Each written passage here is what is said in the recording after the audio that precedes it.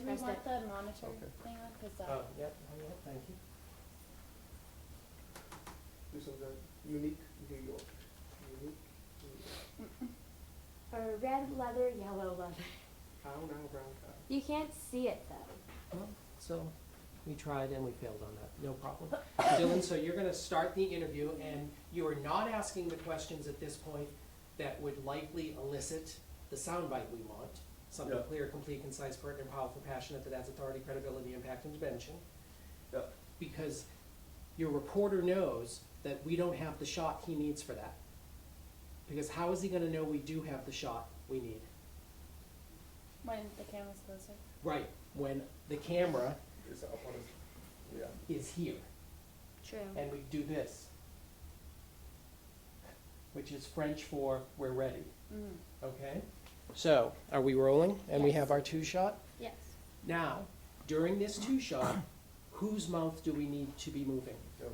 No, Mr. Professor Duffy's. Oh, but we wanna hear, we wanna hear. The natural sound is coming out of his mouth.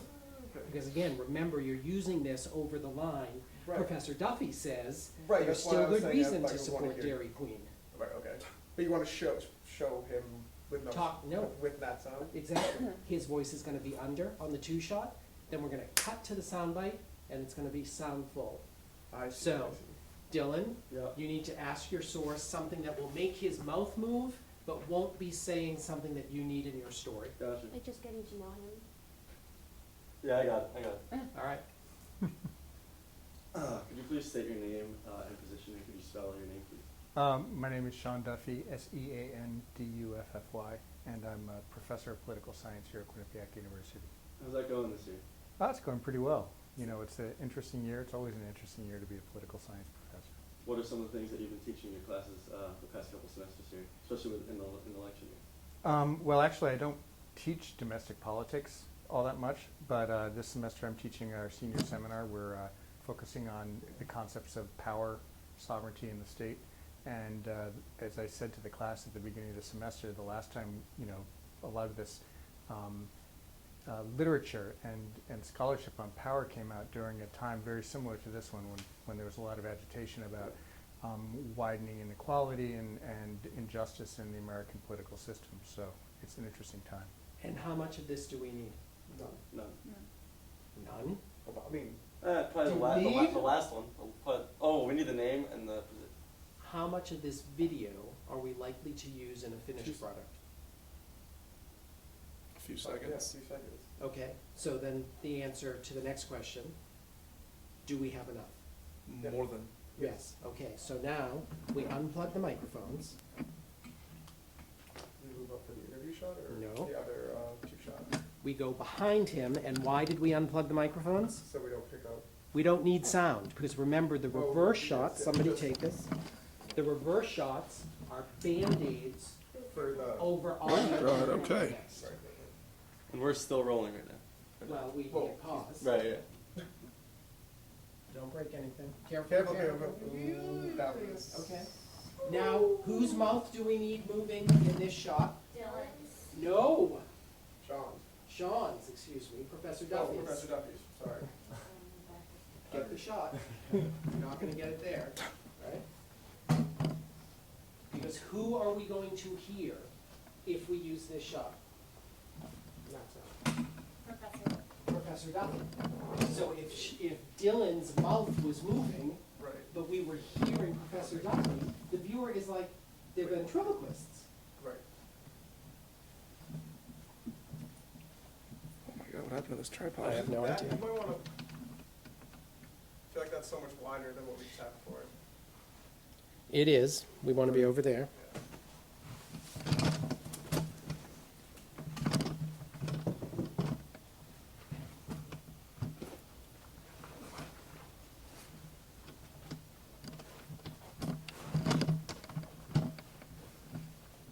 How are we doing on real time? We don't want to make Mr. Professor. 37. Okay.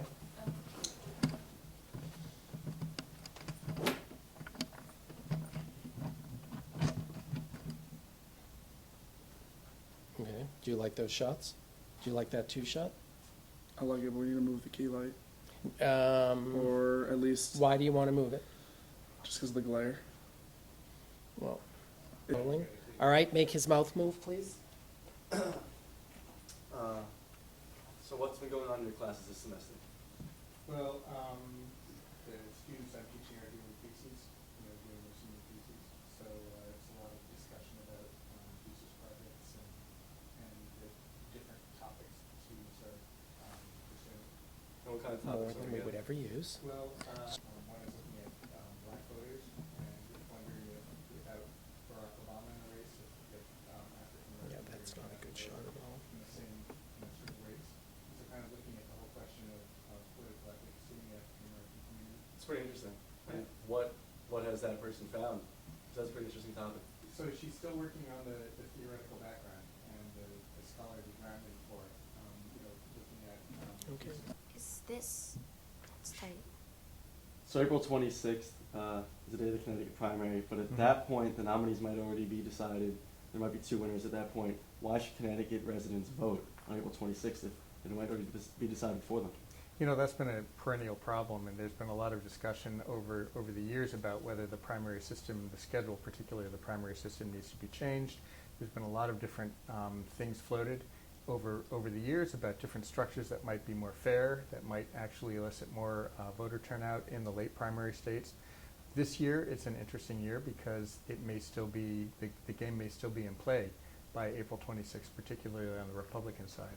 So it's kind of dashing all of those previous things. But you're right. In the late primary states, usually by this time of the cycle, even by now, mid-March, the nominees are pretty much determined. So there are a couple of things that do matter. Voters are usually motivated by does my vote matter in terms of picking the nominee, but they're also selecting delegates to go to the convention that will decide things like the platform, any number of different things like what will be sort of the best approaches to take in the general election campaign. Those kinds of things happen at the conventions as well. So in voting on April 26th, we're also selecting the delegates who will represent Connecticut in those two conventions when they make decisions on things like strategy and platform and those kinds of things.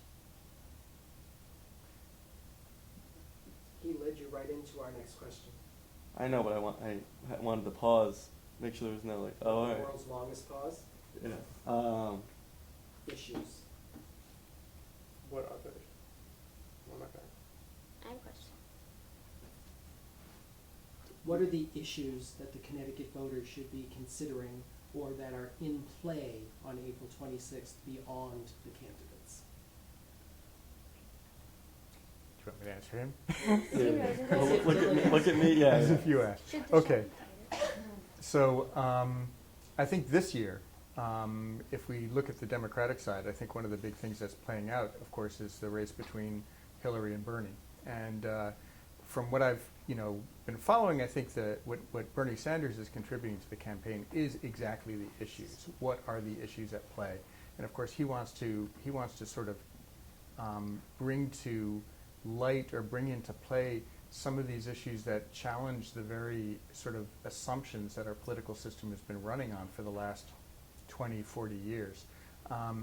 If he weren't there and if he didn't have a lot of delegates at that convention, his issues could just be soft-pedaled or shoved into a corner or whatnot. And some of these issues are things like the cost of education, the failing healthcare system in the country, the rising inequality between the very wealthy and the rest of us, the role of money in our campaigns. And these are big issues that cut right at the heart of our political processes. So if you care about these issues, then you might still want to go ahead and vote in that 26th primary, assuming that you would be inclined to vote for Bernie Sanders, even if Hillary already has the election more or less sewn up. So what about if I'm a Republican and I'm not for Donald Trump, and he's already won? It's basically saying my vote doesn't count. It's like I don't even matter. What do you say to voters? Well, in that situation. the interesting thing about the Republican side is I'm not sure Donald Trump will have won a majority of the delegates going into the convention. So that's a whole different game this year. This year, the game is really what happens in that second vote. What happens at the convention is, they take a first vote, and if a single delegate has, or not a delegate, a candidate has a majority of the delegates' support, that person becomes the chosen candidate. If no one has the majority, then they go to a second vote where the delegates are allowed to now stray from their commitment. If a delegate was elected on the assumption that they would support, say, Ted Cruz, on the second vote they can shift. And so, of course, on the Republican side, the strategy, I think, is all going to be about how do you rack up a majority in the second or third vote to support or to select a candidate other than Trump, because one of the things that we do know is that while Trump may be polling very strongly in the electorate, the party itself does not like Trump as their candidate. So they're going to be trying to figure out some way to select a different candidate there. So if you're a Republican who does not like Trump, then you should be voting on April 26th for anyone but Trump to try to make sure that there are delegates there whose votes are really in play in terms of trying to select the candidate who will get the nomination, assuming that there will be no candidate selected in the first ballot or the first round. Is there anything else you'd like to add on the situation? No, it's a very exciting year, actually. The premise of your questions has been one that is really good traditionally. The primary season, there's been a lot of dissatisfaction with it, or the primary sort of system. A lot of dissatisfaction with it over the years because of some of the issues you've raised. But this year, it's going to be a new game, I think, in both conventions. It's going to be an interesting year to watch. All right. I am a little concerned about what good these are doing lying on a desk and not plugged into the back of the camera and in somebody's ears. Good question. Okay, I love asking good questions. All right, Professor Duffy, thank you. Appreciate it. Thank You're you. Really welcome. appreciate it, Professor Duffy. Turn off the on lights, such late please. notice. That was kind of fun. Yeah, right? Kind of fun.